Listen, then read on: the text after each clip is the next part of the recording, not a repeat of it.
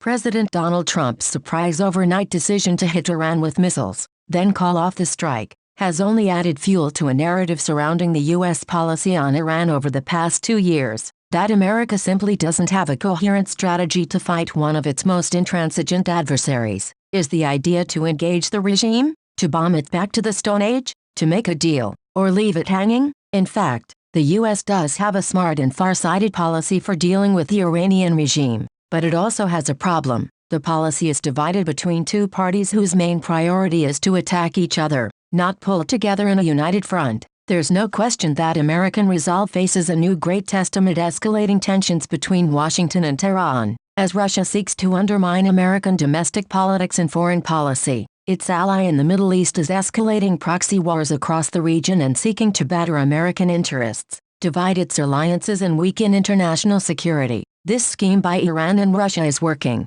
in part, because of domestic U.S. politics, in which the present hyperpolarization prevents the country from implementing a unified response to the Iranian challenge, as if in unwitting conformity to a script of U.S. adversaries devising. Serious discussion of threats abroad can break down into partisan mudslinging and even deteriorate into conspiracy theories of false flag operations, something all too familiar to Middle Eastern ears. In fact, both sides in the American debate have a point. Ever since Trump pulled out of the Iran nuclear deal last year, Democrats have characterized him as a warmonger uninterested in, or incapable of, executing a successful diplomatic gambit. Yet there's every reason to believe a new deal was needed. The world had changed since Barack Obama embarked on the negotiations a decade ago, as evidence emerged that Iran was escalating its proxy warfare to unprecedented heights. Among other destabilizing acts that the deal did not address, the terms needed to be revisited, no matter who was president, yet there was no realistic way to renegotiate it.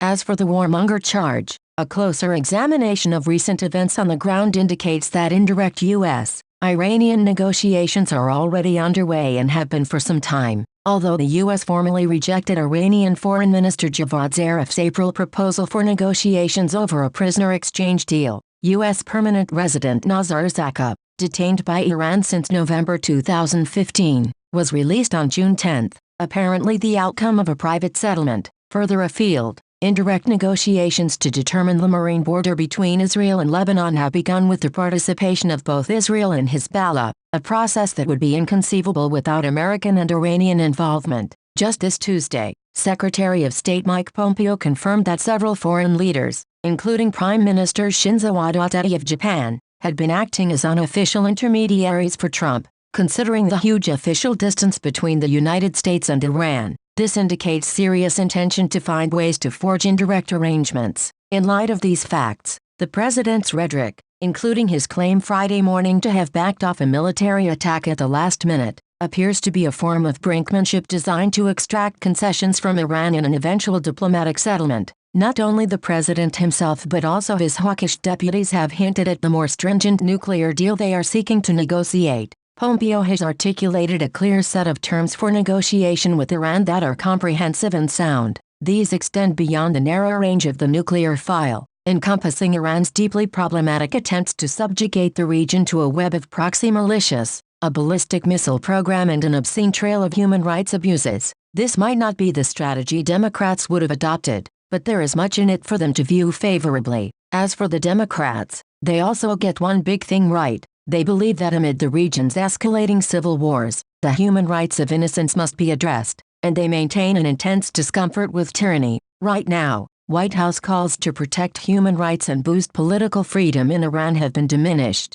unfortunately, by the administration's deliberate deprioritization of human rights and democratization, both worldwide and in the Middle East in particular. The White House and Republicans have been quick to paint Democrats as appeasers seeking to forge an alliance with the Islamic Republic in order to facilitate an American retreat from the Middle East. That's unfair to the Democratic side, although some leaders of the left have occasionally played to type, urging normalization with Iran. These currents represent the margins of the Democratic Party, not its mainstream. This past week, while some sought to obfuscate Iranian complicity in attacks on international shipping in the Gulf of Oman, Chairman Adam Schiff of the House Intelligence Committee stated unequivocally that there was no question that Iran is behind the attacks, and that the evidence is very strong and compelling. Indeed, among most Democratic leadership, There is a clear and consistent recognition of Iranian sponsorship of terrorism and the threat posed by Tehran's nuclear ambitions, together with a strong desire to contain both.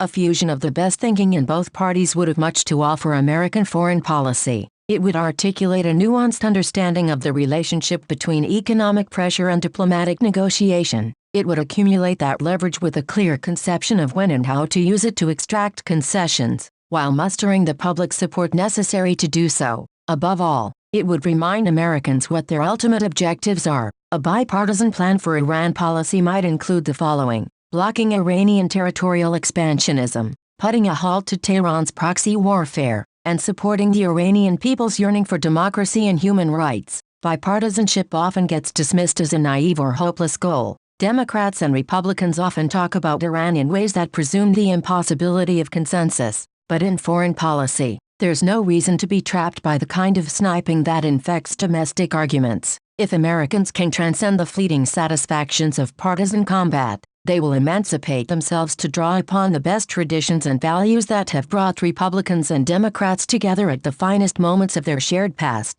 Call me idealistic, as an admirer of the United States from a distant capital, in believing that Americans can and will reclaim their bipartisan traditions. But as a citizen of the world, at a grave moment in my own region's history, I pray that they will do so.